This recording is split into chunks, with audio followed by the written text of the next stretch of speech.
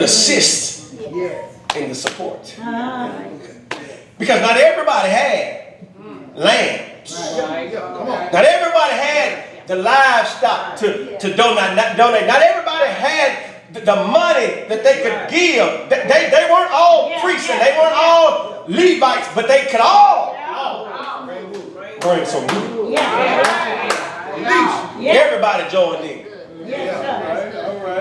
Everybody was willing to support. And although God doesn't dwell in houses made by hands, here it is. He has given us a place to worship and praise His holy name, and together with other believers and saints is a place to assemble as the body, a place that represents God. And listen, how you take care of a gift that God has given is an indication of how you feel about God. And so it is. So it is. We care for our care for the building becomes evidence of what we think about our God. Make it plain. So whether God has blessed you with a cathedral or a storefront or a little church on the corner, we must take care of it as best as we can, because it is a representation of how we feel about God. You give cheap, you do cheap, you just make it through how you feel about the God you serve. Yes, sir.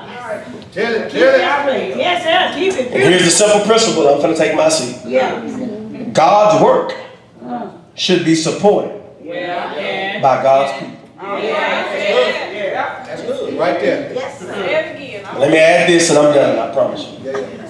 The significance in all of this is that the people were willing to make these sacrifices because they recognized how good God had been.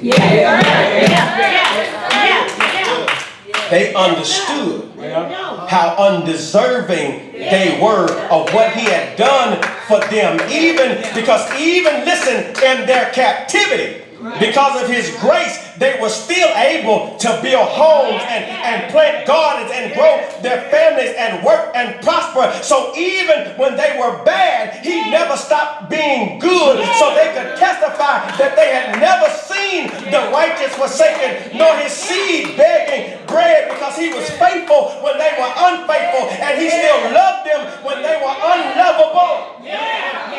And here it is, when you know how good God has been, giving shouldn't be feeling like you're having to pull teeth from people.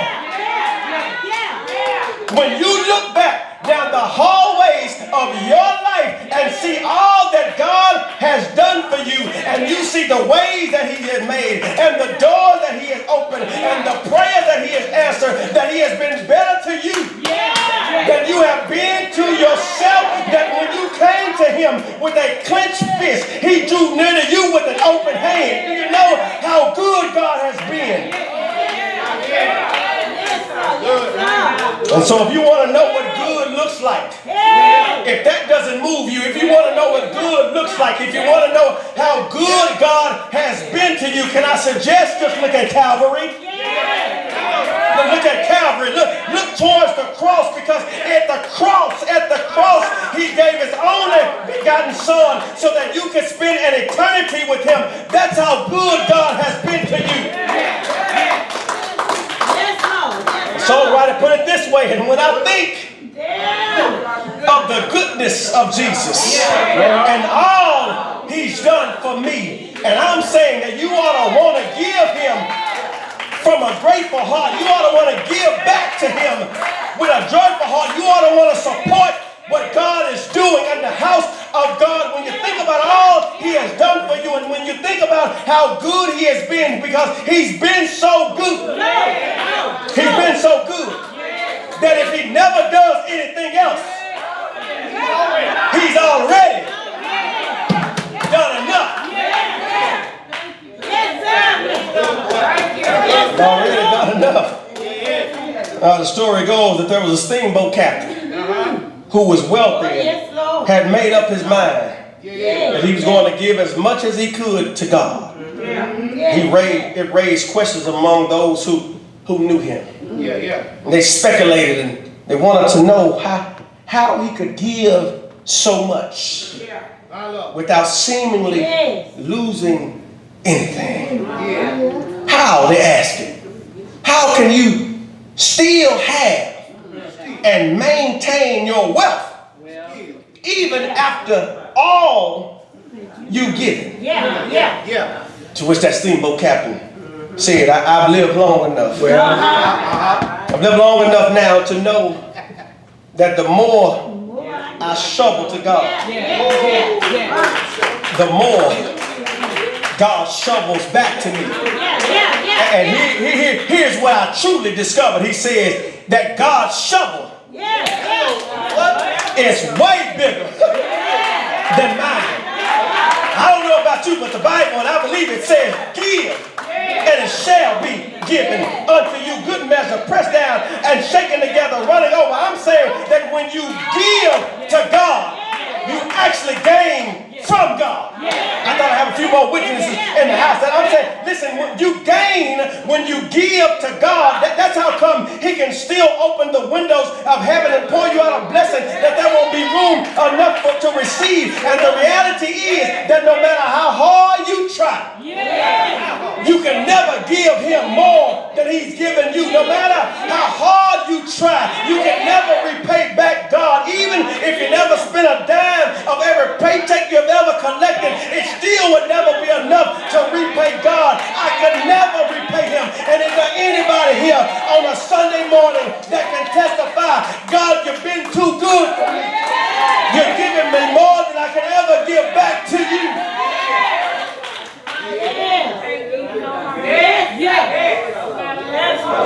I can never pay him. So much so the songwriter put it this way: I owe him. Matter of fact, I owe him too much. How much do I owe the Lord for dying on Calvary? How much do I owe the Lord for giving me the victory? Unworthy I may be, because he's already claimed his love for me. I owe him. I owe him too much. If it had not, there it is, been for Jesus, I would not have made it thus far. Through danger seen and unseen, Lord, you've been my guiding star. But if I stumble and if I fall, he's already heard my call. And in the end, I owe him too much. Yes, sir. Yes, sir. I'm done. Praise God. I owe him too much. Thank you, Lord. That little bit I'm giving don't even scratch the surface of what I owe.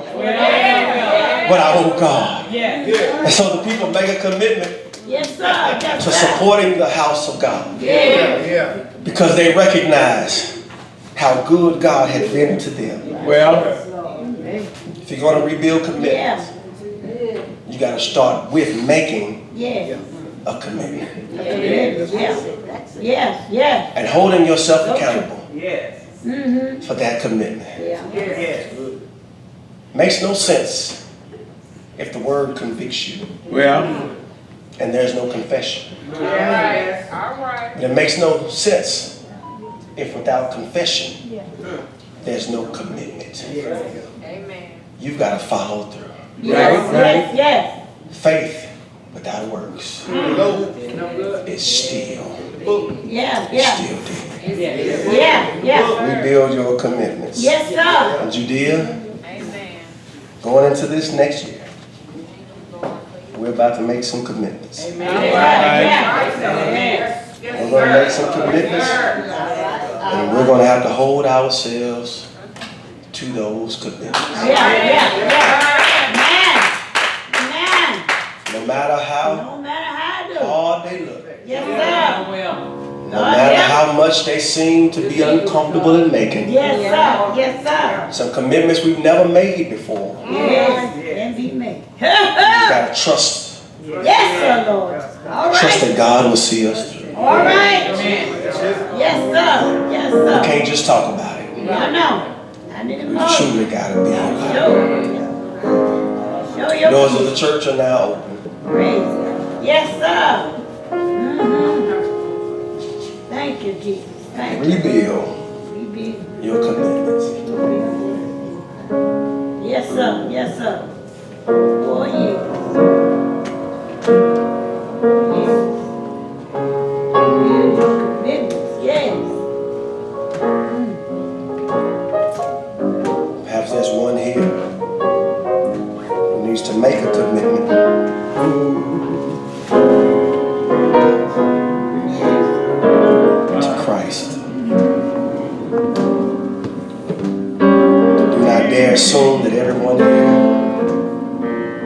is saved or has received and accepted Jesus as their personal Lord and Yes, Savior. Lord. Yes, Lord. Perhaps you feel that tug at your heart. Don't dismiss it. Let the Holy Spirit lead you.